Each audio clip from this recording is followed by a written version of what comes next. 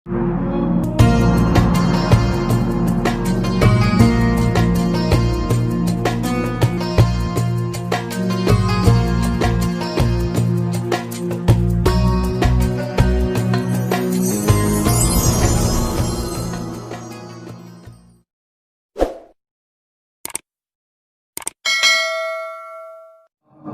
panibak manusia lebar Allah Ta'ala ma kadara yakunu wa ma la yakunu lam yakun. Menya Allah Ta'ala gede-gede terjadi, menya Allah Ta'ala hana kehendaki, maka jangan pernah bermimpi itu akan jadi kenyataan. Hana baranggu mandung keputusan ba Allah. Allah Ta'ala kali gegarih dalam Al-Quran. Kenapa kita tak pulang kepada Al-Quran? Kenapa kita tak mau paham yang telah dijanjikan oleh Allah?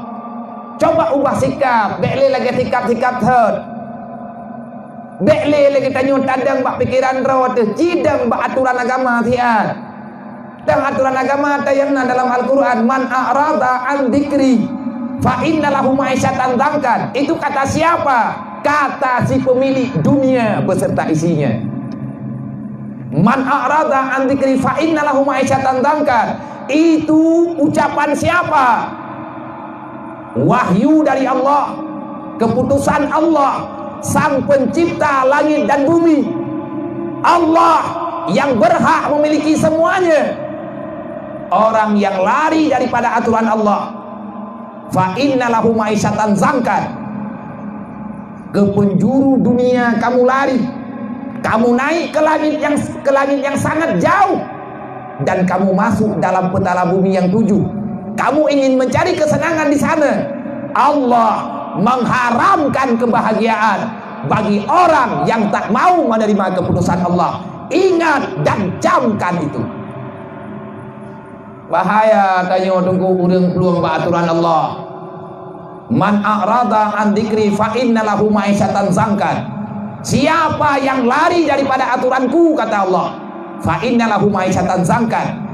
Kemanapun kamu berada, dimanapun kamu berada, dimanapun tempat yang kamu cita-citakan mendapatkan kebahagiaan, ingat, tak akan pernah ada. Jangan pernah kita merasa bahagia di saat kita memiliki harta.